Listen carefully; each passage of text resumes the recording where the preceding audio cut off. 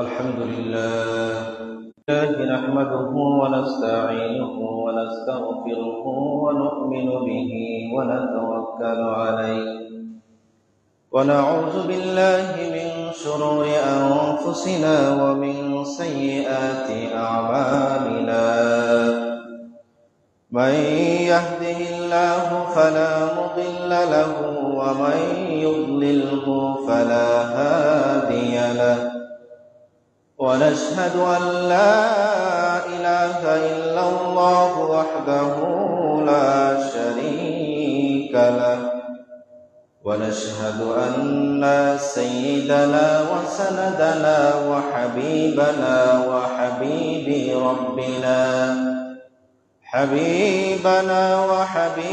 ربنا ومولانا محمدا عبده ورسوله أما بعد فأعوذ بالله من الشيطان الرجيم بسم الله الرحمن الرحيم إن الله وملائكته يصلون على النبي يا أيها الذين آمنوا صلوا عليه وسلموا تسليما اللهم صل على سيدنا مولانا محمد وعلى علي سيدنا مولانا محمد لا إله إلا الله محمد رسول الله صلى الله عليه وسلم সম্মানিত হাজিরিন, আল্লাহ পাক রব্বুল আলামিনের শাহানশাহী দরবারে লক্ষ লক্ষ কোটি কোটি শুকরিয়া ও সুজুদ, যেই মহান রব্বুল আলামিন আপনাদেরকে আমাকে অত্যন্ত দয়া করে মায়া করে মেহেরবানি করে শুক্রবারের দিন, ইয়াউমুল জুমার দিন, সপ্তাহবারের শ্রেষ্ঠ ঈদের দিন, এমন একটি দিনে আল্লাহ পাক রব্বুল আলামিন আগে আগে ওনার মসজিদের মধ্যে আসার মতো বসার মতো তৌফিক দান করেছেন। আল্লাহ পাক রব্বুল আলামিন চাইলে এই মুহূর্তে আপনাকে আমাকে দুনিয়ার নানান ঝামেলার মধ্যে ব্যস্ত রাখতে পারতেন। আপনি যদি একটু চিন্তা করেন তাহলে দেখবেন আপনার মতো আমার মতো দুই হাত বিশিষ্ট, দুই পা বিশিষ্ট অসংখ্য অগণিত মানুষ এই মুহূর্তে দুনিয়ার নানান ঝামেলার মধ্যে ব্যস্ত রয়েছে, এই মুহূর্তে দুনিয়াবি নানান কাজের মধ্যে ব্যস্ত রেখেছে। আল্লাহ পাক রব্বুল আলামিন আমাদেরকে দয়া করেছেন, মায়া করেছেন বিদায় সমস্ত দুনিয়াবি বেড়াজাল থেকে মুক্ত করে একমাত্র মহান মুনিবকে রাজি এবং খুশি করানোর উদ্দেশ্যে ওনার ঘর মসজিদ পর্যন্ত যেই মহিয়ান গারিয়ান মাবুদ আসার মতো বসার মতো তৌফিক দান করলেন, আসেন সবাই মিলে কায়ুম অনুবাক্যে হৃদয়ের বদ্ধ কপাটকে উজাড় করে ইসলামী বলে বলিয়ান হয়ে ঈমানিতে যেতে জিয়ান হয়ে সুচ্চ কণ্ঠে ওই মহিয়ান গারিয়ান মাবুদের শাহানশাহী দরবারে শুকরিয়াতান প্রত্যেকে বলি আলহামদুলিল্লাহ। শুকর আদায় করছি নাবিয়ুনা হাবিবুনা কুদওয়াতুনা সানাদুনা মুরশিদুনা ওয়া মাওলানা মুহাম্মদ সাল্লাল্লাহু আলাইহি ওয়াসাল্লামের উম্মত হিসেবে দুনিয়ার জমিনে আসতে পেরেছি। সম্মানিত হাজিরিন, আজকে আমরা একটি বিষয় নিয়ে কথা বলবো। প্রত্যেক জুমা আমরা এক একটি বিষয় নিয়ে কথা বলি। আজকে আমাদের বিষয়টা হবে যে মূর্তি পূজা এই পৃথিবীর মধ্যে কখন শুরু হয়েছিল এবং শিরিকের ভয়াবহতা। অর্থাৎ কিছুদিন ধরে আমাদের বাংলাদেশে মূর্তি পূজার উৎসব চলছে, মেবি গতকালকে শেষ হয়েছে। তো সেখানের মধ্যে অনেক ধরনের শিরকি কার্যকলাপ হয়। তো এজন্যে সেখানে as a Muslim, as a মুমিন হিসাবে আপনার আমার দাওয়া কখনো ঠিক না, আর সেগুলো হচ্ছে স্পষ্ট শিরিক। তাহলে আজকে আমরা জানবো এই মূর্তি পূজা কখন শুরু হয়েছিল এবং এই যে পূজার মধ্যে গিয়ে যেই সমস্ত শিরিকি কার্যকলাপ হয়, যেই সমস্ত শিরিকি কাজ হয়, এর ভয়াবহতা কি। যখন আপনি বক্তব্য দিবেন তখন আপনি শুরুতেই কোরআন থেকে আয়াত বলতে হবে, এটা আল্লাহর হাবিব সাল্লাল্লাহু আলাইহি ওয়াসাল্লামের সুন্নাত। এই দৃষ্টিকোণ থেকে আমরা যদি দেখি শিরিক, আপনাদেরকে আমি যদি আগে বুঝিয়ে বলি শিরিক জিনিসটা কি। এটা হচ্ছে আরবি শব্দ, যার বাংলা হচ্ছে আপনার অংশীদার। মানে আপনার একটা জিনিস আছে, ওই জিনিসের হুবহুবু আরেকজন অংশীদার। আমরা আল্লাহ মানি একজনকে, এক আল্লাহর ইবাদত করি, এক আল্লাহকে আমরা সিজদা করি। কিন্তু খ্রিস্টান যারা, তারা আল্লাহ মানে তিনজনকে। হিন্দু যারা, তারা আল্লাহর হিসাব নাই, অর্থাৎ বিভিন্ন দেব দেবী মূর্তি। এই যে এক আল্লাহ ব্যতীত আপনি যখন ভিন্ন কোনো মূর্তির অথবা ভিন্ন কোনো জিনিসের পূজা করবেন, ইবাদত করবেন, এটাই হচ্ছে শিরিক। এই শিরিককে বলা হচ্ছে শিরকে আকবর বা শিরকে জলি, আরবিতে এগুলা বলা হয়। এখন আসেন ডিটেলসে আমরা বলবো। আগে দেখি এই যে শিরিক, এর ভয়াবহতাটা কেমন। আল্লাহ পাক রব্বুল আলামিন কোরআনে আমাদেরকে কি বলেছেন? সূরাতুল লুকমানের মধ্যে আল্লাহ পাক রব্বুল আলামিন বলেন, ওয়া ইয ক্বালা লুকমানু লিইবনিহি ওয়া হুয়া ইয়াইযুহু ইয়া বুনাইয়া লা তুশরিকু বিল্লাহি ইন্নাশ শিরকা লাযুলমুন আযীম।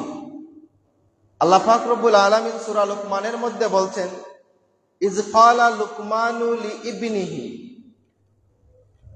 স্মরণ করুন যখন লুকমান আলাইহিস সালাতু সালাম উনার সন্তানকে বলেছিলেন। অর্থাৎ লুকমান আলাইহিস সালাতু সালাম একজন নবী ছিলেন। নবী হিসাবে উনার সন্তানকে উনি উপদেশ করেছিলেন। উপদেশ যেমন আমাদের সন্তানকে আমরা বলি এই কাজ করবে না, ওইটা করবে না, এটা যদি করো তাহলে ভালো, এটা যদি করো তাহলে খারাপ। এভাবে একজন নবী উনার সন্তানকে উপদেশ করেছেন, যা আল্লাহ পাক রব্বুল আলামিন আমাদের কোরআনুল কারীমের সূরা লুকমানের মধ্যে জানিয়ে দিয়েছেন যে যখন লুকমান নবী বলেছিলেন, ওয়া ইয ক্বালা লুকমানু লিইবনিহি, যখন বলেছিলেন ওয়া হুয়া ইয়াইযুহু ইয়া বুনাইয়া লা তুশরিকু বিল্লাহ, হে আমার সন্তান, আমার প্রতি তোমার প্রতি আমার প্রথম উপদেশ, তুমি আল্লাহর সাথে কাউকে শরীক করবে না। অর্থাৎ আল্লাহ একমাত্র আল্লাহ, উনার কোনো অংশীদার নাই। ইবাদত শুধু হবে আল্লাহর, সেজদা শুধু হবে আল্লাহর জন্য, রুকু শুধু হবে আল্লাহর জন্য, তাসবিহ শুধু হবে আল্লাহর জন্য। এখানে অন্য কোনো কিছু চলবে না। এরপরে বলছেন, ইন্নাশ শিরকা লাযুলমুন আযীম, হে আমার সন্তান, আমি তোমাকে কেন বলছি যে তুমি আল্লাহর সাথে শিরিক করবে না? তার মেইন রিজন, তার মেইন কারণ হচ্ছে ইন্নাশ শিরকা লাযুলমুন আযীম, নিশ্চয় নিঃসন্দেহে শিরিকটা হচ্ছে সবথেকে বড় জুলুম, সবথেকে বড় গুনাহ। তাহলে কোরআনের এই আয়াত থেকে আমরা বুঝলাম শিরিকটা হচ্ছে সবথেকে বড় গুনাহ। তাহলে যখন এই যে গত কয়দিন যাবত দুর্গা পূজা হলো, এই দুর্গা পূজার মধ্যে যারা মূর্তির পূজা করলো, মূর্তি বানাইলো, মূর্তি বানিয়ে মূর্তির পূজা করলো, তারা এটা শিরিক করলো। আর আল্লাহ পাক রব্বুল আলামিন বলছেন এই যেই শিরিক, এটা হচ্ছে সবথেকে বড় গুনাহ, যেই গুনাহ আল্লাহ পাক রব্বুল আলামিন ক্ষমা করবেন না। আল্লাহ পাক রব্বুল আলামিন বলছেন, আমি বান্দার সমস্ত গুনাহকে ক্ষমা করে দিব আমি আল্লাহ যদি চাই, ইল্লা একটি গুনাহকে আমি ক্ষমা করব না, সেই গুনাহটাই হচ্ছে শিরিকের গুনাহ। তাহলে আমরা বুঝলাম শিরিক মানে হচ্ছে যে আল্লাহর ইবাদতের মধ্যে কাউকে শরীক করা সবথেকে বড় শিরিক। এবং কিছু কিছু ছোট শিরিক রয়েছে, এগুলো আমরা আলোচনার মাধ্যমে বলবো। এখন দেখেন আল্লাহ পাক রব্বুল আলামিনের এই ঘোষণা। এবার আসেন হাদিসের মধ্যে রাসূল সাল্লাল্লাহু আলাইহি ওয়াসাল্লাম কি বলেছেন। হাদিসটা হচ্ছে মুসলিম শরীফের 136 নম্বর হাদিস। আন জাবির ইবনু আব্দুল্লাহ রাদিয়াল্লাহু তাআলা আনহু ক্বালা সামি'তু রাসূলুল্লাহ সাল্লাল্লাহু আলাইহি ওয়াসাল্লাম, আল্লাহর হাবিবের সাহাবী জাবের ইবনু আব্দুল্লাহ রাদিয়াল্লাহু তাআলা আনহু বলছেন, ক্বালা সামি'তু রাসূলুল্লাহ সাল্লাল্লাহু আলাইহি ওয়াসাল্লাম ইয়াকুল, আমি জাবের শুনেছি আল্লাহ রাসূল সাল্লাল্লাহু আলাইহি ওয়াসাল্লাম বলেছেন, মান লাকিয়াল্লাহু লা ইউশরিকু বিহি শাইআ, আল্লাহর কোন বান্দা যদি আল্লাহর সাথে সাক্ষাৎ করে, অর্থাৎ আল্লাহর সাথে তো সাক্ষাৎ আপনি দুনিয়ার জমিনে করতে পারবেন না, এই সাক্ষাতের অর্থ হচ্ছে আল্লাহর কোন বান্দা যদি মারা যায় অতঃপর সেই বান্দা লা ইউশরিকু বিহি শাইআ, কিন্তু ওই বান্দা আল্লাহর সাথে কোনো শরীক করলো না, দাখালাল জান্নাহ, আল্লাহ পাক রব্বুল আলামিন তাকে জান্নাতের মধ্যে দিয়ে দিবেন। সুবহানাল্লাহুল আজিজ। এখান থেকে আমরা একটা জিনিস বুঝতে পারি, কারণ আমরা যারা এখানে উপস্থিত আল্লাহর সাথে আমরা কাউকে শরীক করি না, ইবাদত আমরা শুধু আল্লাহর করি। কিছুক্ষণ পরে শিরকে খফি যেইগুলো আমি বলবো তখন বোঝা যাবে কি অবস্থা, কিন্তু এই যে বড় শিরক, শিরকে আকবর বা শিরকে জলি, আল্লাহর সাথে ইবাদতের মধ্যে কাউকে শরীক করা, এটা আমরা করি না। আর আল্লাহর নবী বলছেন, মান লাকিয়াল্লাহু লা ইউশরিকু বিহি শাইআ দাখালাল জান্নাহ, কোন বান্দা যদি আল্লাহর সাথে সাক্ষাৎ করে মারা যায়, সে শিরিক না করে, তাহলে আল্লাহ রাসূল সাল্লাল্লাহু আলাইহি ওয়াসাল্লাম বলছেন দাখালাল জান্নাহ, সে জান্নাতে যাবে। অপরদিকে বলছেন ওয়ামান লাকিয়াহু ইউশরিকু বিহি দাখালান নার, কোন মানুষ যদি মারা যায় আর ওই মানুষটা যদি আল্লাহ পাক রব্বুল আলামিনের সাথে শিরিক করে, মূর্তির পূজা করে, আগুনের পূজা করে, চন্দ্রের পূজা করে, সূর্যের পূজা করে, বিভিন্ন দেবদেবীর পূজা করে, এই অবস্থায় যদি আল্লাহর বান্দা মারা যায়, আল্লাহ রাসূল বলছেন দাখালান নার, মুসলিম শরীফের 136 নম্বর হাদিসের মধ্যে। তাহলে এখান থেকে আমরা বুঝতে পারলাম যে শিরিকের ভয়াবহতাটা কেমন। প্রথমত হচ্ছে লুকমান আলাইহিস সালাতু সালাম ওনার সন্তানকে বলেছিলেন, হে আমার সন্তান, তোমার প্রতি আমার উপদেশ, প্রথমত তুমি শিরিক করবে না। আর আল্লাহর নবী মুসলিম শরীফের হাদিসের মধ্যে বলছেন, কোন বান্দা যদি মারা যায় সে শিরিক করে না, আল্লাহ পাক রব্বুল আলামিন তাকে জান্নাতের মধ্যে দিয়ে দিবেন। আর কোন বান্দা যদি মারা যায় সে শিরিক করে, তাহলে আল্লাহ পাক রব্বুল আলামিন তাকে জাহান্নামের মধ্যে দিয়ে দিবেন। এইটুকু হচ্ছে আজকের এই আলোচনা।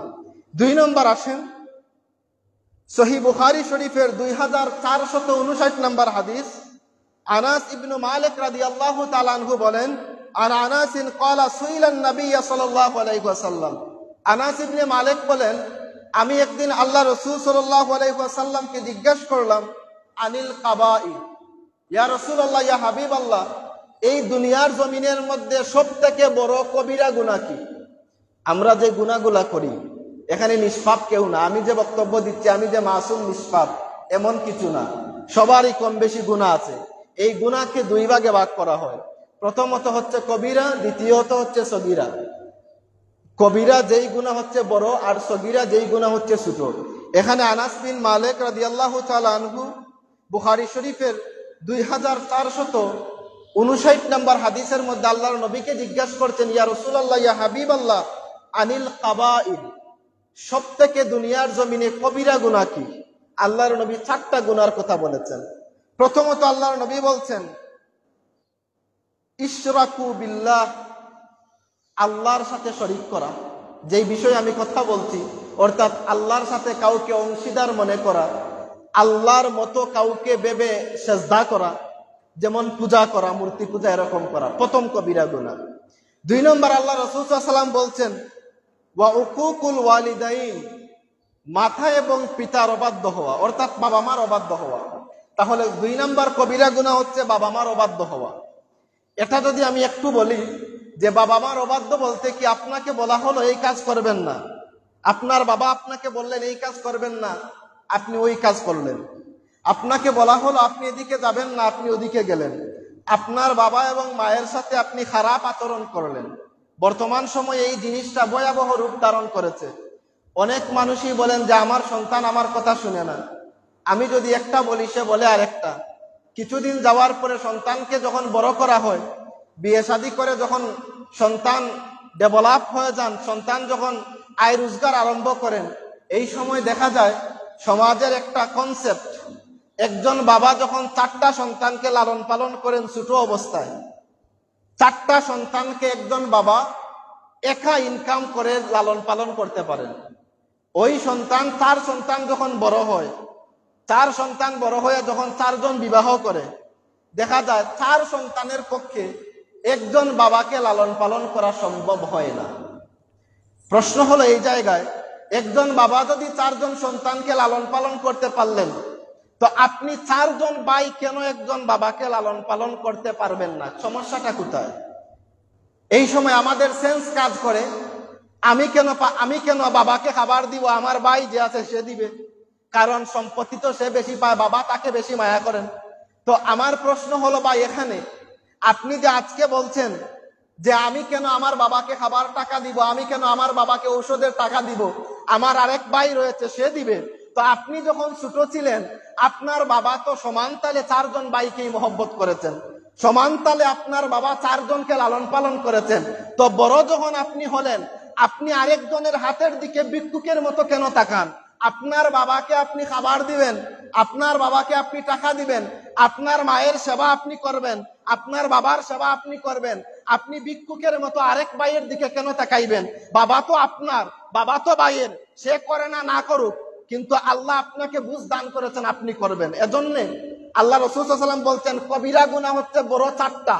প্রথমত হচ্ছে আল্লাহর সাথে শিরিক করা, আর 2 নাম্বার হচ্ছে মা বাবার অবাধ্য হওয়া, বাবা মাকে কষ্ট দেওয়া। ইন্টারনেটের সুবাদে আমরা দেখতে পাই যে একজন বাবা উনার 2 জন সন্তান, 2 জনকেই ডাক্তার বানিয়েছেন, কিন্তু ওই বাবা যখন বৃদ্ধ, ওই মা যখন বৃদ্ধ, 2 জনের ঠিকানা বাড়ির মধ্যে হয় নাই, 2 জনের ঠিকানা হয়েছে বৃদ্ধাশ্রমে। আবার এখানেই শেষ না, গত 1 বছর আগের একটা ভিডিও, উনার বাবা বৃদ্ধ মানুষ, উনি বলছেন যে আমার পক্ষে এখন একা থাকা সম্ভব না, সন্তান লাঠি দিয়ে বাড়ি দিয়ে বাবাকে ঘর থেকে বাহির করে দিচ্ছে। এই দুষ্টা আসলে কার? আজকের এই সমাজের এই যে অবস্থা, এই দুষ্টা কার? এই দুষ্টা কিছু কিছু বাবার। আমি যদি বলি, দেখেন, সন্তান যখন ছোট থাকে, ওই সন্তানকে আপনি যখন মসজিদের মধ্যে দিলেন, অথবা মাদ্রাসার মধ্যে দিলেন, অথবা স্কুলের মধ্যে দিলেন, হুজুর স্যার অথবা যে কেউ আপনার সন্তান বেয়াদবি করেছে, উনি মারলেন, আপনি সন্তানকে নিয়ে চলে গেলেন, এই আপনি কি করলেন, আমার সন্তানরে আপনি মেরে ফেললেন, এইরকম অবস্থা, আপনি গিয়ে বিচার দাঁড় করালেন। যেই সমস্ত বাবারা ছোটবেলায় সন্তানদেরকে বেয়াদবি করাতে সামর্থ্য দেন, মানে আপনার সন্তান টিচারের সাথে, শিক্ষকের সাথে বেয়াদবি করেছে, আপনি মাথা পেতে মেনে নিলেন, সমস্যা নাই। কিছুদিন যাওয়ার পরে দেখা যায় ওই সন্তান যখন বড় হয় টিচারের মতো আপনার সাথে বেয়াদবি করে। তাহলে সন্তানকে বেয়াদব বানানোর পিছনে দায়ী হচ্ছেন মা এবং বাবা। কথাগুলো তিতা হলেও সত্য। এখন হয়তো যারা যুবক রয়েছেন বুঝতে পারছেন না, কিন্তু যারা বৃদ্ধ হয়েছেন এরা কিন্তু হারে হারে টার পাচ্ছেন যে কি করে কি হয়। তো আল্লাহ পাক রব্বুল আলামিন এগুলা থেকে বাঁচার তৌফিক দান করেন। আনাস বিন মালিকের হাদিস, আল্লাহ রসুলকে জিজ্ঞাসা করা হয়েছে, ইয়া রাসূলুল্লাহ, ইয়া হাবিবাল্লাহ, পৃথিবীর মধ্যে সবথেকে কবিরা গুনাহ কি, বড় গুনাহ কি? 1 নাম্বার আল্লাহর সাথে শিরিক করা, আর 2 নাম্বার হচ্ছে ওয়া উকুকুল ওয়ালিদাইন, মাতা পিতার অবাধ্য হওয়া। আল্লাহ রসুলকে জিজ্ঞাসা করা হলো, ইয়া রাসূলুল্লাহ, ইয়া হাবিবাল্লাহ, 3 নাম্বার গুনাহ কি? আল্লাহ রাসূল সাল্লাল্লাহু আলাইহি ওয়াসাল্লাম বলছেন কাতলুন নাফস, অন্যায়ভাবে মানুষকে হত্যা করা। আপনার ক্ষমতা আছে, একজন মানুষকে আপনি হত্যা করতে পারবেন না। আপনার ক্ষমতার জোরে আপনি আরেকজন মানুষের প্রতি জুলুম করতে পারবেন না। অন্যায়ভাবে যদি একজন মানুষকে আপনি হত্যা করেন, কিয়ামতের ময়দানে ওই মানুষটা রক্তমাখা শরীর নিয়ে উঠবে, এসে বলবে, রব্বুল আলামিন, দুনিয়ার জমিনে আমাকে ওই বান্দা হত্যা করেছে, আজকে আমি তার বদলা নিতে চাই। কিয়ামতের ময়দানে আল্লাহ ওই বান্দা দিয়ে আপনাকে হত্যা করাবেন। অন্যায়ভাবে এজন্য কোনো মানুষকে হত্যা করা যাবে না। 2 নম্বর, একজন মানুষ, 2 জন মানুষ যদি মারামারি লাগে, আপনার উচিত সেখানের মধ্যে ভিডিও করা না 2 জনের মাইর ভাঙ্গিয়ে দেওয়া? উচিত আপনার 2 জনের মাইর ভাঙ্গিয়ে দেওয়া। কিন্তু গত কয়েকদিন আগে আমরা দেখেছি একজন মানুষকে জনসম্মুখে পিটিয়ে হত্যা করা হয়েছে।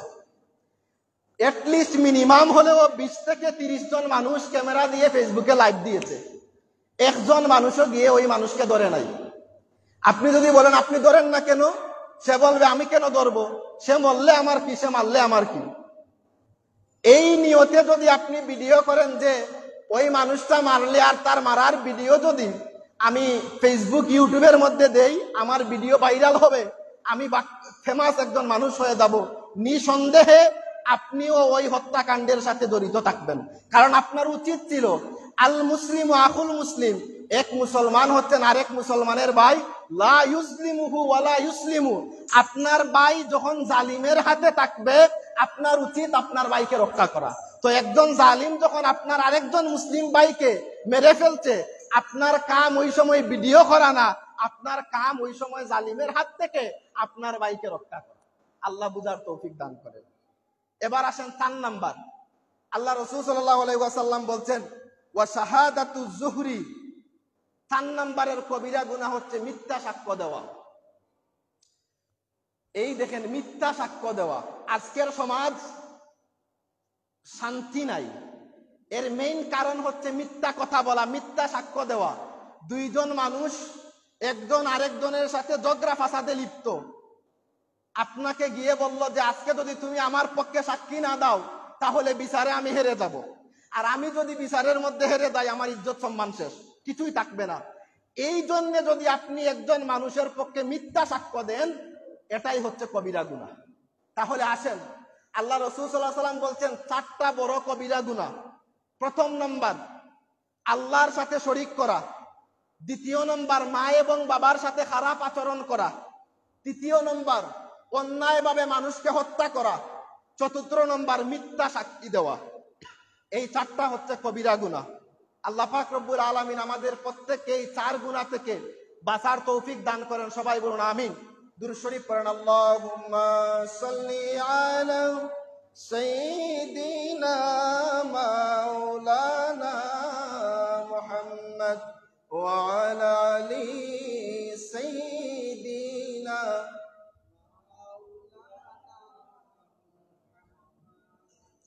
এবার আসেন আরেকটি হাদিস আল্লাহ রাসূল সাল্লাল্লাহু আলাইহি ওয়াসাল্লাম বর্ণনা করেছেন, যেটা হচ্ছে বুখারী শরীফের 2644 নম্বর হাদিস। হাদিসের বর্ণনাকারী হচ্ছেন মুআজ রাদিয়াল্লাহু তাআলা আনহু। মুআজ রাদিয়াল্লাহু তাআলা আনহু বলছেন, একদিন আল্লাহ রাসূল সাল্লাল্লাহু আলাইহি ওয়াসাল্লাম আমাকে জিজ্ঞাসা করলেন, হে মুআজ, তুমি কি জানো আল্লাহর হক কয়টা বান্দার উপরে এবং বান্দার হক কয়টা আল্লাহর উপরে? অর্থাৎ আল্লাহর প্রতি বান্দার হক কি, বান্দার প্রতি আল্লাহর হক কি? মুআজ রাদিয়াল্লাহু তাআলা আনহু বলছেন, ইয়া রাসূলুল্লাহ, ইয়া হাবিবাল্লাহ, আল্লাহু ওয়া রাসূলুহু আ'লাম। এই বিষয়ে আমার কোনো জ্ঞান নেই, আল্লাহ ও তার রাসূল ভালো জানেন। আল্লাহ রাসূল সাল্লাল্লাহু আলাইহি ওয়াসাল্লাম বলছেন, হে মুআজ, শুনে রাখো, আল্লাহর হক মানুষের প্রতি হচ্ছে 2টা।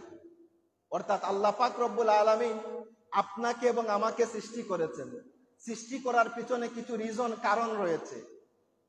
এজন্য আল্লাহ পাক রব্বুল আলামিন বলেছেন, আমি যত মানুষ দুনিয়ার জমিনে সৃষ্টি করেছি প্রত্যেকের উপরে আমার 2টা হক। এই 2 হক যদি আপনি পুঙ্খানুপুঙ্খানু রূপে আদায় করতে পারেন তাহলে আল্লাহ পাক রব্বুল আলামিন আপনাকে ক্ষমা করে দিবেন। কি 2টা হক? আল্লাহ রাসূল সাল্লাল্লাহু আলাইহি ওয়াসাল্লাম বলছেন, ওয়া হাক্কুল ইবাদি আলা আন লা ইউআযযিবা মান লা ইউশরিকু বিহি শাইআ। অর্থাৎ বান্দার 2টা হক আল্লাহর প্রতি। প্রথমত হচ্ছে সে আল্লাহর ইবাদত করবে, আর দ্বিতীয়ত হচ্ছে সে আল্লাহর সাথে কাউকে শরীক করবে না। প্রথমত আল্লাহর ইবাদত করবে, দ্বিতীয়ত হচ্ছে আল্লাহর সাথে কাউকে শরীক করবে না। এই 2 কাজ যদি করতে পারেন কি হবে? এবার মুআজ রাদিয়াল্লাহু তাআলা আনহু জিজ্ঞাসা করছেন, ইয়া রাসূলুল্লাহ, ইয়া হাবিবাল্লাহ, আল্লাহর প্রতি বান্দার যে 2টা হক আমরা জানলাম, ইয়া রাসূলুল্লাহ, ইয়া হাবিবাল্লাহ, এই 2টা হক যখন আপনি এবং আমি অর্থাৎ আমরা পালন করব, আল্লাহর সাথে কাউকে শরীক করব না এবং আল্লাহর ইবাদত করব, আল্লাহ রাসূল সাল্লাল্লাহু আলাইহি ওয়াসাল্লাম বলছেন, এই কাজটুকু যখন বান্দা 2টা কাজ করে, আল্লাহ পাক রব্বুল আলামিনের উপরে একটা জিনিস ওয়াজিব হয়ে যায়। সেই জিনিসটা কি? রাসূল সাল্লাল্লাহু আলাইহি ওয়াসাল্লাম বলছেন, হাক্কুল ইবাদে আলাল্লাহি আন লা ইউআযযিবা ওয়া মান লা ইউশরিকু বিহি শাইআ। আল্লাহ পাক রব্বুল আলামিন সাথে সাথে ওই বান্দাদেরকে আযাব থেকে মুক্ত করে দেন এবং ক্ষমা করে দেন। অর্থাৎ এই হাদিসের সারমর্ম হচ্ছে, বুঝতে একটু কষ্ট হবে জানি, আপনি যখন আল্লাহর দুইটা হক আদায় করবেন, প্রথমত হচ্ছে আপনি আল্লাহর সাথে কাউকে শরীক করবেন না, কোনো মূর্তির পূজা করবেন না, কোনো মানুষকে সেজদা করবেন না। আর আপনি যখন আল্লাহর ইবাদত করবেন, আপনি আল্লাহর দুইটা হক পালন করলেন, সাথে সাথে আল্লাহ পাক রব্বুল আলামিন আপনার প্রতি দুইটা হক পালন করবেন। সেটা হচ্ছে আল্লাহ আপনাকে আযাব দিবেন না এবং আল্লাহ পাক রব্বুল আলামিন আপনাকে ক্ষমা করে দিবেন। তাহলে আমাদের আলোচনার আজকে বিষয় হচ্ছে শিরিকের ভয়াবহতা। আপনি যদি শিরিক করেন কি হবে, আর যদি শিরিক না করেন তাহলে কি হবে। এরপরে আমরা বলবো এই পৃথিবীর মধ্যে সর্বপ্রথম মূর্তি পূজা কিভাবে চালু হয়েছিল একটু পরে। এবার আসেন, আল্লাহ রাসূল সাল্লাল্লাহু আলাইহি ওয়াসাল্লাম বলছেন বুখারী শরীফের 2400 বুখারী শরীফের 2560 নম্বর হাদিস, আল্লাহ রাসূল সাল্লাল্লাহু আলাইহি ওয়াসাল্লাম বলছেন, আন আবি হুরায়রা রাদিয়াল্লাহু তাআলা আনিন নবী সাল্লাল্লাহু আলাইহি ওয়াসাল্লাম ক্বালা ইজতানিবু সাবআল মাউবিকাত। 7টা কাজ রয়েছে ধ্বংসাত্মমূলক। আল্লাহ রাসূল সাল্লাল্লাহু আলাইহি ওয়াসাল্লাম নিষেধ করেছেন যে আপনারা এই 7টি কাজ করবেন না। এই 7টা কাজ যদি করেন তাহলে আপনি ধ্বংস হয়ে যাবেন। দেখেন, আপনি এই 7 কাজের একটা কাজও যদি করেন আপনি ধ্বংস হয়ে যাবেন। আল্লাহর নবী বলছেন, বুখারী শরীফের হাদিস, প্রথমত হচ্ছে আল্লাহ রাসূল সাল্লাল্লাহু আলাইহি ওয়াসাল্লাম বলছেন আপনি আল্লাহর সাথে শিরিক করবেন না। অর্থাৎ আজকের সমস্ত কথা হবে শিরিক নিয়ে। আল্লাহর সাথে আপনি কোনো অংশীদার বানাইবেন না। যখন আপনি সেজদা করবেন আপনি আল্লাহকে আল্লাহ জেনে সেজদা করবেন, কোনো মূর্তির কাছে গিয়ে আপনি সেজদা করবেন না। এই হচ্ছে একটা। 2 নম্বর হচ্ছে আল্লাহ রাসূল সাল্লাল্লাহু আলাইহি ওয়াসাল্লাম বলছেন ওয়াসিহরুন, জাদু করা। 7টা ধ্বংসাত্মমূলক কাজের মধ্যে একটা কাজ হচ্ছে জাদু করা। আপনি আরেকজন মানুষকে জাদু করতে পারবেন না। আল্লাহ রাসূল সাল্লাল্লাহু আলাইহি ওয়াসাল্লাম বলছেন যে আপনার দুশমনও যদি হয়, এই দুশমনকেও আপনি জাদু করবেন না, কারণ এই জাদুটা হচ্ছে ভয়াবহ, এটা হচ্ছে হারাম। কিন্তু বর্তমান সময়ে আমরা দেখতে পাই এই জাদুর বিদ্যা দিন দিন বেড়ে যাচ্ছে। গত কয়েক জুমা আগে আমি বলেছিলাম এইটা নিয়ে, যে তাবিজ দেওয়া, কোন ধরনের তাবিজ দেওয়া যাবে, কোন ধরনের তাবিজ দেওয়া যাবে না, বা জাদুটনা, কুফুরি কালাম, এগুলা যারা করেন আল্লাহর ওয়াস্তে এদের কোনো ঈমান নাই। জাদুটনা যারা করেন, কোনো মসজিদের ইমামও যদি হন, ওপেনলি বলছি, কোন মসজিদের ইমাম যদি জাদুটনা করেন আর ওই ইমাম সাহেবের পিছে নামাজ হবে না, কারণ জাদুটনা কুফুরি। আর একজন মানুষ যখন কুফুরি করে তার ইমান চলে যায়, আর ইমান যদি চলে যায় উনার পিছনে আপনি কার পিছনে নামাজ পড়বেন? বেঈমানের পিছনে যদি নামাজ পড়েন নামাজ হবে না। ইমাম সাহেব বালা হোক অথবা যে কোনো মানুষ হন, সাধারণ মানুষ হন, উনি যদি জাদু করেন, জাদুর বিদ্যা করেন, কুফুরি করেন, তাহলে উনার ইমান থাকবে না। আর আল্লাহর নবী বলছেন বুখারী শরীফের হাদিস যে 7টা কাজ হচ্ছে ধ্বংসাত্মমূলক। এই 7 কাজ যে বান্দা করবে সে ধ্বংস হয়ে যাবে। হয়তো আপনি দেখবেন সাময়িকভাবে কিছু টাকার মালিক হয়ে যাবেন। আমি জানি এরকম একজন মানুষ, উনি কুফুরি করেন, তার কন্ট্যাক্ট যদি আপনি শুনেন আপনি অবাক হয়ে যাবেন। সে একটা জাদুটনার কাজ করলে 20 থেকে 30,000 টাকা পায়। আপনি হয়তো সাময়িক বুঝবেন যে আমি অনেক টাকার মালিক হয়ে যাচ্ছি, অনেক ভালো আমি চলতেছি, কিন্তু আল্লাহ রাসূল সাল্লাল্লাহু আলাইহি ওয়াসাল্লাম বলছেন আপনি ধ্বংস হয়ে যাবেন। আপনি যখন মারা যাবেন আপনার অবস্থা কেমন হবে আপনি নিজেও আপনি ভাবতে পারবেন না। 3 নাম্বার ওয়াকাতলুন নাফস। ওয়াকাতলুন নাফস, আপনি অন্যায়ভাবে কোনো মানুষকে হত্যা করতে পারবেন না। একটু আগে আমি বলেছি কিভাবে একজন অন্যায়ভাবে একজন মানুষকে আপনি যদি হত্যা করেন আপনার কি কি ক্ষতি হবে। 4 নাম্বার, আল্লাহ রাসূল সাল্লাল্লাহু আলাইহি ওয়াসাল্লাম বলছেন যে এটা বড় ভয়াবহ জিনিস, আমাদের সমাজের মধ্যে খুবই প্রচলিত। এখন এগুলার অবস্থা খুবই মারাত্মক লেভেলের, বললে বুঝবেন। ওয়াকুল্লুর রিবা, সুদ খাওয়া। আপনি সুদ খাইতে পারবেন না। এখন বলেন, আবার এখানের মধ্যে আপনি বলতে পারবেন যিনি সুদ খান আবার যিনি সুদ নেন উভয় সমান। আল্লাহ রসুলের হাদিস, আমার কোনো বানানো কথা না। বুখারী শরীফ আপনি খুলেন 2560 নম্বর হাদিস। আকুল্লুর রিবা, আপনি সুদ দিতেও পারবেন না, খাইতেও পারবেন না। এখন যিনি সুদ নিবেন উনি যেমন অপরাধী, যিনি সুদ খাইবেন উনিও সেম অপরাধী। সুদ দেওয়া এবং নেওয়া এটা হচ্ছে ধ্বংসাত্মকমূলক কাজ। এই কাজ যদি আপনি করেন আপনি শেষ হয়ে যাবেন। কিভাবে দেখেন, আরবের যে তৎকালীন সময় আল্লাহর নবী যখন দুনিয়ার জমিনে আগমন করলেন, এই সমাজের অর্থনৈতিক অবস্থা ছিল সুদভিত্তিক অর্থনৈতিক অবস্থা। কিভাবে সমাজের কিছু সমৃদ্ধশালী মানুষ, কিছু টাকা পয়সা আছে উনার কাছ থেকে মানুষেরা এসে টাকা নিবে। টাকা নেওয়ার পরে উনি তারিখ দিবেন, ওই তারিখে টাকা দিবেন। আমি যদি তোমাকে 1000 টাকা দেই, সাথে তুমি আমাকে 1500 টাকা দিবে, অর্থাৎ 500 টাকা সুদ হিসাবে দিবে। আল্লাহর হাবিব দেখলেন ওই তৎকালীন আরবের সমাজের মধ্যে এইভাবে সুদের যেই মহাজন তারা সুদ দেয় আর গরিব মানুষ সুদ নেয়। এক পর্যায়ে তারা দেখা গেল তারা সুদ দিতে দিতে দিতে দিতে তাদের বিটা বাড়ি জায়গা জমি পর্যন্ত দিয়ে দেয়, কিন্তু সুদ তো আর শেষ হয় না। দেখা গেল সমাজের মধ্যে যারা ধনী তারা শুধু ধনী হয়, আর যারা গরিব তারা শুধু গরিব থাকে। তখন থেকে আল্লাহর হাবিব সাল্লাল্লাহু আলাইহি সাল্লাম বলছেন সুদ হারাম, আহাল আর ব্যবসা হচ্ছে হালাল। ওই থেকেই সুদ হারাম।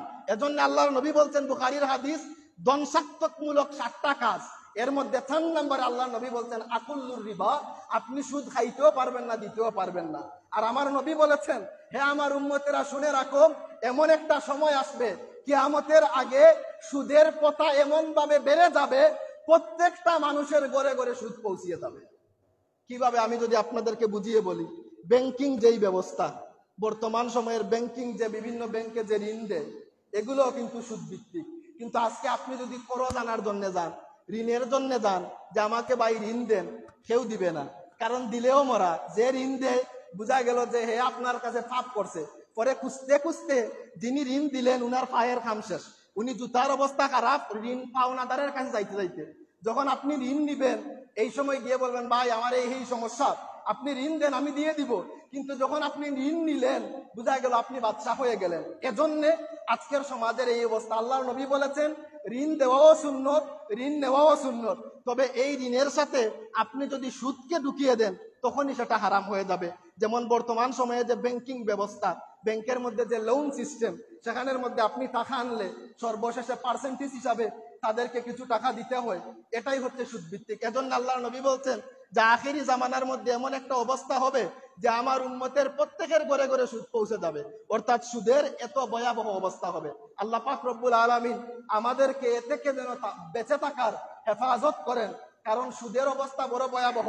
আল্লাহর নবী বলছেন, আমি মেরাজের মধ্যে গেলাম, যখন মেরাজের মধ্যে গেলাম আমি গিয়ে দেখলাম কিছু মানুষের পেট গুডাউনের মতো বড় বড়, এবং তাদের পেটের যে চামড়া, এই চামড়া বেদ করে দেখা যাচ্ছে তাদের পেটের ভিতরে সাপ এবং বিচ্ছু তাদেরকে শুধু কামড় দিচ্ছে। জিব্রাইলকে জিজ্ঞাসা করলেন, হে জিব্রাইল, আমার এই যে মানুষগুলা, এই মানুষগুলার পেটগুলা এত বড় বড় কেন, এবং এদের পেটের ভিতরে যে এই সাপগুলা বিচ্ছুগুলা তাদেরকে দংশন করছে, তাদেরকে কামড়াচ্ছে, তার কারণ কি? জিব্রাইল বলছেন, ইয়া রাসূলুল্লাহ, ইয়া হাবিবাল্লাহ, এরা দুনিয়ার জমিনের মধ্যে যখন ছিল তাদের টাকা ছিল, টাকার বিনিময়ে টাকা, অর্থাৎ দুনিয়ার জমিনে তারা সুদ ভিত্তিক লেনদেন করত। এজন্য আল্লাহ পাক রব্বুল আলামিন আজকে তাদেরকে এইভাবে শাস্তি দিচ্ছেন, কিয়ামত পর্যন্ত তাদেরকে আল্লাহ পাক রব্বুল আলামিন এইভাবে শাস্তি দিবেন, বলেন নাউযুবিল্লাহ। আল্লাহ পাক রব্বুল আলামিন আমাদেরকে এখান থেকে বাঁচার হেফাজত দান করেন। এবার আসেন 5 নম্বরে আল্লাহ পাক রব্বুল আলামিন বলছেন, ওয়া আকাল্লুল মাল আল ইয়াতামা, এতিমের মাল ভক্ষণ করা। ধ্বংসাত্মকমূলক 7টা কাজের মধ্যে একটা কাজ হচ্ছে, 5 নম্বরের কাজ হচ্ছে এতিমের মাল খাওয়া। এখন দেখেন, আপনার ভাই মারা গিয়েছেন, আপনি এখন অভিভাবক, আপনার একজন ভাতিজা অথবা ভাতিজি রয়েছে, আপনি কি করলেন? সম্পত্তিকে ভাগ করে আপনার নিজের জন্য রেখে দিলেন। যেহেতু আপনার ভাতিজা অথবা ভাতিজি ছোট এতিম মানুষ, তার কোনো বুঝ নাই, সম্পদের কোনো বুঝ নাই, আপনি তার সম্পদ ভক্ষণ করলেন, খেয়ে ফেললেন। আল্লাহর নবী বলছেন, ইয়াতিমের সম্পদ খাওয়া আর আগুন খাওয়া হচ্ছে সমান। কিন্তু আমরা দেখি সমাজের বিচারক লেভেলের মানুষ, উনি মানুষের বিচার করেন, কিন্তু উনার নিজের ভাতিজার সম্পদ উনি ভক্ষণ করে ফেলছেন। এরকম অহরহ আছে, আমার নিজের চোখের দেখা অহরহ আছে। উনি মানুষের বিচার করেন, কিন্তু গিয়ে দেখেন যে উনার আপন ভাতিজা এতিম, উনার ভাই মারা গিয়েছেন, উনি সম্পদ নিয়ে নিয়েছেন। এখানের মধ্যে আবার আরেকটা সমস্যা, কি করেন? যে উনি পরোক্ষভাবে সম্পদ নেন না, প্রত্যক্ষভাবে নেন। কিভাবে? যেমন ধরেন আপনার সম্পদ রয়েছে 2 কেয়ার, একটা হচ্ছে আপনার সড়কের পাশে, আরেকটা হচ্ছে হাওরের মধ্যে। আপনি কি করলেন? আপনার এতিম ভাতিজাকে হাওরের 1 কেয়ার জমিন দিয়ে আপনি সড়কের পাশের যে 1 কেয়ার, ওই জমি আপনি দখল করে নিলেন। আল্লাহ পাক রব্বুল আলামিন এটাও বলেছেন, কোন মানুষ যদি এতিমের সম্পদকে পরিবর্তন করে খাবিস বিত্তাইব, ভালো সম্পদের বিনিময়ে খারাপ সম্পদ, অর্থাৎ 10 লক্ষ টাকার জমি আপনি বক্ষণ করে ফেললেন আর 1 লক্ষ টাকার জমি আপনি এতিমকে দিয়ে দিলেন। আল্লাহ রাসূল সাল্লাল্লাহু আলাইহি ওয়াসাল্লাম বলছেন, ওই যে আপনি এতিমকে দিলেন, এতিমের সম্পদ মাইরা খাইলেন, তাহলে আপনি সম্পদ খাইলেন না, আপনি শুধু আগুন বক্ষণ করলেন। নাউযুবিল্লাহি মিন যালিক।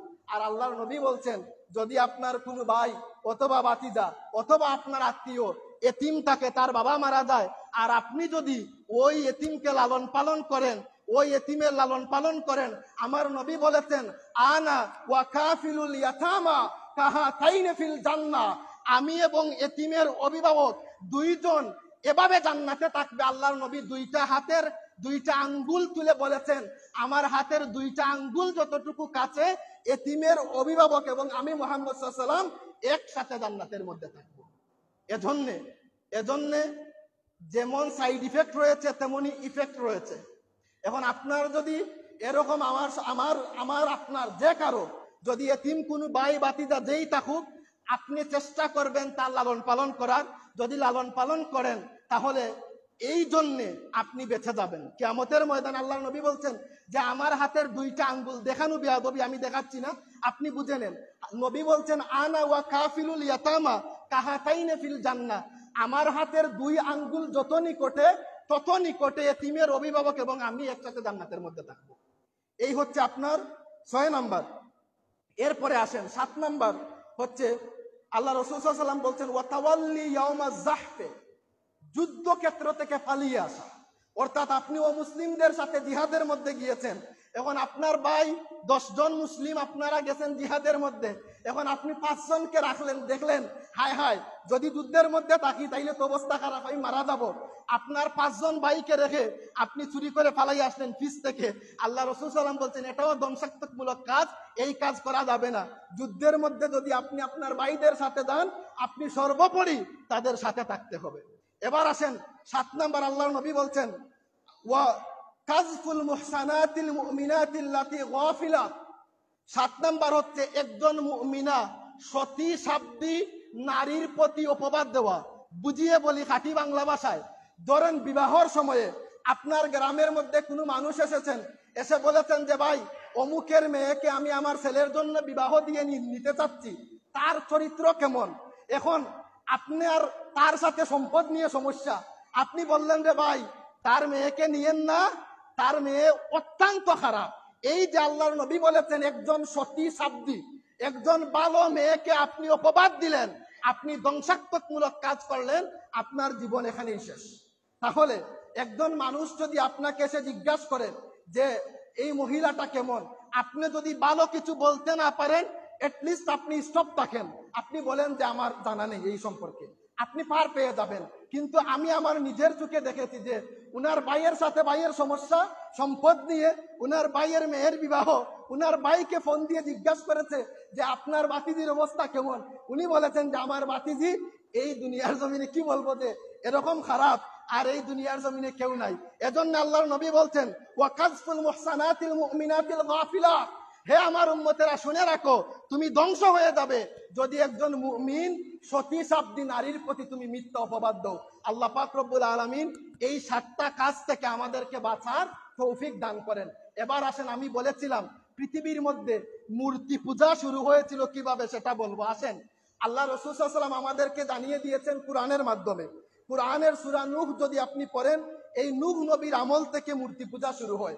মূর্তি পূজা শুরু হয়েছিল 5 জন মানুষকে কেন্দ্র করে। তাদের মধ্যে একজনের নাম ছিল ওয়াদ, আরেকজনের নাম ছিল সুবা, আরেকজনের নাম ছিল ইয়াগুস, এইবার আরেকজনের নাম ছিল নাসর। এই 5 জন আল্লাহর ওলি ছিলেন নূহ নবীর আমলে। ওই 5 জন আল্লাহর ওলি যখন মারা গেলেন, মানুষেরা তাদের ভক্ত ছিল, তারা বলতে শুরু করলো যে আল্লাহর ওলিরা মারা গিয়েছেন, আমাদের আর ইবাদত করতে এখন ভালো লাগে না। ওই সময় ইবলিস মানুষের সুরত ধরে চলে আসলো, এসে বলল যে আল্লাহর ওলিরা মারা গিয়েছেন, তোমাদের এখন ইবাদত করতে ভালো লাগে না, আমি তোমাদেরকে একটি জিনিস বলে দেই। তারা বলল কি, যে ওই 5 আল্লাহর ওলি যেই জায়গার মধ্যে বসতেন, আমি তোমাদেরকে 5টা মূর্তি বানিয়ে দিই, তোমরা ওই আল্লাহর ওলি 5 জন যেখানের মধ্যে বসতেন সেখানের মধ্যে ওই মূর্তিগুলা রাখবে, আর আল্লাহর ওলিদেরকে দেখে দেখে তোমরা সেজদা করবে, তখনই তোমরা ইবাদতের মধ্যে মজা পাইবে। ইবলিসের কথা শুনে তারা বলল, আচ্ছা সমস্যা নেই, আপনি বানিয়ে দিয়ে দেন। ইবলিস 5টা মূর্তি তৈরি করে দিল এবং 5 জন আল্লাহর ওলি যেই জায়গার মধ্যে বসতেন তাদের অনুসারীরা সেই জায়গার মধ্যে মূর্তি স্থাপন করে দিল। এবার আসেন, তারা ইবাদত করতে শুরু করলো। এখন পর্যন্ত মূর্তির পূজা শুরু হয় নাই। এই জেনারেশন যখন দুনিয়ার জমিন থেকে চলে গেলেন, আবার যখন ছোটরা বড় হলো, এই সময় তারা ইবাদত বন্দেগী ছেড়ে দিল। ইবলিস আবার মানুষের সুরত ধরে তাদের কাছে চলে গেল এবং গিয়ে বলল, কি ব্যাপার, তোমাদের বাপ দাদারা তো এত বড় বড় ভালো মানুষ ছিলেন, তোমরা এখন কেন ইবাদত করো না? তারা বলছে যে আমাদের বাবা এবং দাদারা বড় বড় 5 জন আল্লাহর ওলিকে দেখতেন, তাদেরকে দেখে দেখে ইবাদত করতেন, এজন্য তারা ইবাদতে মজা পাইতেন। আমরা তো আর আল্লাহর ওলিদেরকে দেখি না, তো আমরা ইবাদত করতেও আর মজা পাই না। ইবলিস তখন বলল, তাহলে দেখো, ওই যে 5 জন ওলির 5টা মূর্তি রয়েছে, তোমরা সেই 5 মূর্তির কাছে দাও, সেখানের মধ্যে গিয়ে তোমরা তাদেরকে সেজদা করো, আর সেজদা যদি তোমরা করো, তোমরা আগের মতো ইবাদতে মজা পাইবে। ইবলিসের কথা শুনে ওই সময় সমস্ত নূহ নবীর ওই উম্মতেরা 5টা মূর্তির নিচে গেল এবং সেখানের মধ্যে গিয়ে সেজদা করলো এবং তারা ওই সময় থেকেই মূর্তির পূজা আরম্ভ করলো।